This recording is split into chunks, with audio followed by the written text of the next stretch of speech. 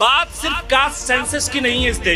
इस देश का वो प्रधानमंत्री जो सबसे ज्यादा नाकारा और निकम्मा है और सबसे ज्यादा झूठा है, जो आज इस देश में हमसे कुछ दूरी पर ही मौजूद है, उसके प्रधानमंत्री रहते हुए हम अफसोस करते हैं कि आज उस देश में रहते हैं जिसका प्रधानमंत्री नरेंद्र मोदी है। आज इस देश में कास्ट सेंसस से ज्यादा भारत और इंडिया की बहस से ऊपर चलकर हिंदू राष्ट्र की बहस चल। वो लोग जो इस देश में, इस मुल्क में राज कर रहे हैं, जिनकी सरकार है, वो ये कतई नहीं चाहते कि इस देश के दलितों की संख्या मालूम हो जाए।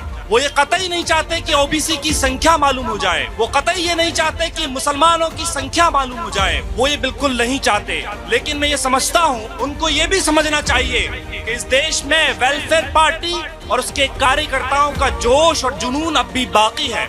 ऐसे लोग इस देश में मौजूद हैं जो इस देश में हो रही पॉलिटिक्स, फासिस्ट कुव्वतों के खिलाफ अपनी लड़ाई को में आवाज बुलंद कर सकते हैं। याद रखना चाहिए, हमारी डिमांड कास्ट सेंसस को लेकर इसलिए है कि हम ये जानना चाहते हैं कि इस देश में रहने वाले दलितों का अधिकार सिर्फ वोट देने का है या और कुछ भी उनके अधिकार है। देश में कास्ट सेंसस के लेके हमारी मांग इसलिए है कि हम जानना चाहते हैं कि ओबीसी के लोगों का अधिकार सिर्फ वोट देने का है या उससे ज्यादा उनका अधिकार है।